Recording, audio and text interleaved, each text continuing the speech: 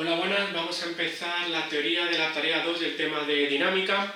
En este tema vamos a estudiar planos inclinados, poleas, tensiones, en conjunto, al fin y al cabo, un conjunto de fuerzas que se aplican sobre un cuerpo, y vamos a ver cómo le afecta o cómo produce esas fuerzas al cuerpo, cómo le produce una aceleración. El primer caso que vamos a ver es un plano inclinado.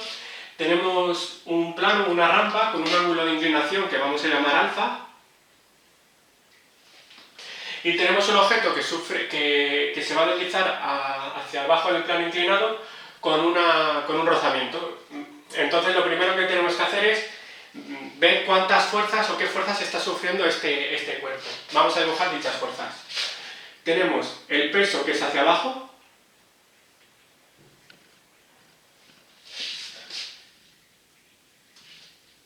La normal, que es la fuerza con la que está sujetando el plano al cuerpo, que será perpendicular al plano.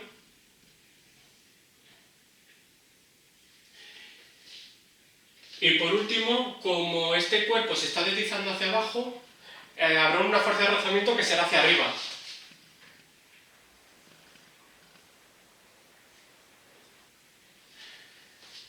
En este cuerpo ya no tenemos más fuerzas.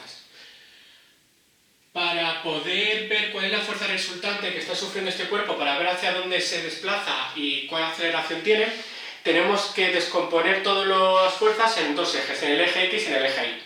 Lo que tenemos que tener en cuenta en el eje X y en el eje Y, que son dos ejes que son perpendiculares.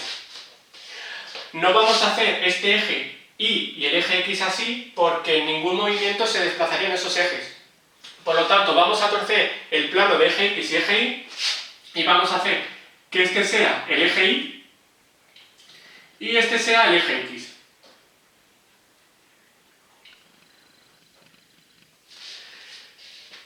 Una vez que tenemos cuáles son los ejes, el eje X y el eje Y, lo que vamos a hacer a continuación es descomponer todas las fuerzas en su eje X y su eje Y. Vemos que la fuerza de rozamiento ya está en el eje X, en el sentido negativo del eje X. La normal está en el eje Y.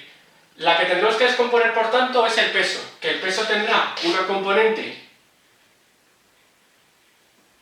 X, que esta será la P sub X, y tendrá una componente Y, que será hacia abajo. Tendrá que ser perpendicular aquí, la P sub Y. Por lo tanto, tenemos en el eje Y la normal y la P sub Y. Y en el eje X tenemos la P sub X y la fuerza de rozamiento. Bueno, lo primero que tenemos que hacer es ver cómo descomponemos este peso en la P sub X y la P sub Y. Tenemos primero que el peso, el módulo del peso es masa por gravedad. Ahora tenemos que descomponer este eje X y en este eje Y tenemos que ver que este ángulo alfa, podemos ver que esta línea, la dirección del peso, es perpendicular a esta línea del plano, y la P sub Y es perpendicular a esta línea del plano.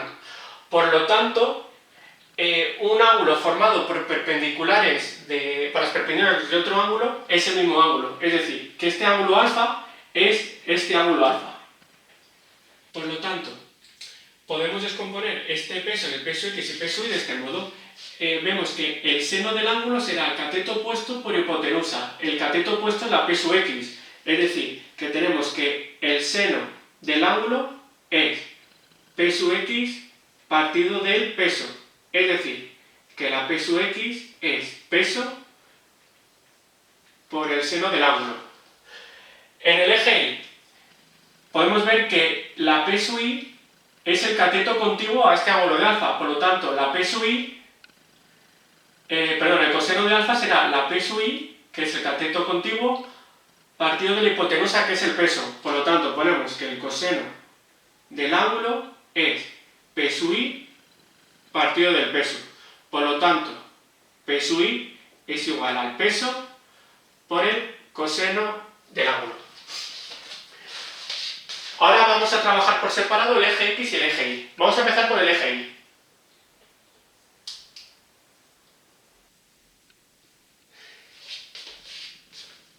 En el eje Y tenemos dos fuerzas, la normal y el peso, y la P sub Y. Podemos ver que ambas fuerzas son opuestas, es decir, están en sentidos contrarios. Y además, también podemos ver que la normal y la P sub i son fuerzas exactamente iguales. ¿Por qué son fuerzas exactamente iguales? Pues aplicando la segunda ley de Newton, o mejor dicho, la primera ley de Newton. En este eje I no hay movimiento. El movimiento de la caja es solo en el eje X. Si en el eje Y no hay movimiento, según la primera ley de Newton, significa que si un objeto está en reposo, significa que su fuerza resultante es cero. Por lo tanto, la normal y la P sub i tienen que ser iguales, pero en sentido contrario. Trabajando en módulos, podemos decir que la normal menos la P sub i es igual a cero.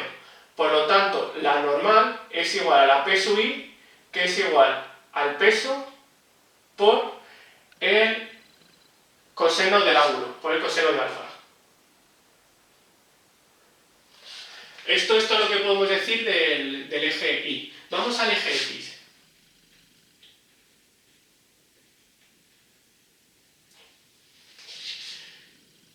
En el eje X tenemos la P sub X y la fuerza de rozamiento. Podemos decir entonces que la fuerza total, la fuerza resultante en el eje X será la P sub X menos la fuerza de rozamiento. Vale, tenemos que la P sub X, ya habíamos dicho antes, que es el peso por el seno de alfa.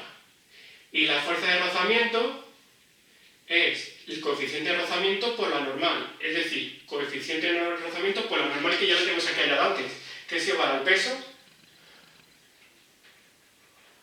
por el coseno de alfa. Por lo tanto, tenemos que la fuerza total en el eje X es el peso por el seno de alfa menos el coeficiente de rozamiento por el peso por el coseno de alfa. Podemos sacar factor común al peso, es decir, que sería peso por el seno de alfa menos mu coseno de alfa.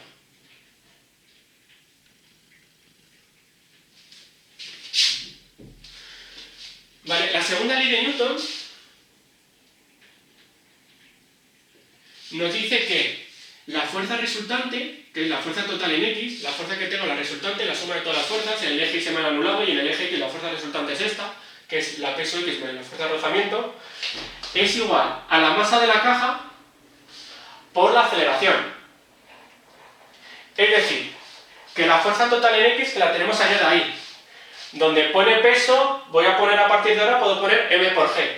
Es decir, que M por G, que es el peso por seno de alfa menos mu coseno de alfa, es igual a la masa por la aceleración. Podemos ver que la masa con la masa se me va. Es decir, no me depende de la masa, la velocidad con la que va a caer esta caja. Por lo tanto, ya tengo que la aceleración es igual a G por el seno de alfa menos mu por coseno de alfa.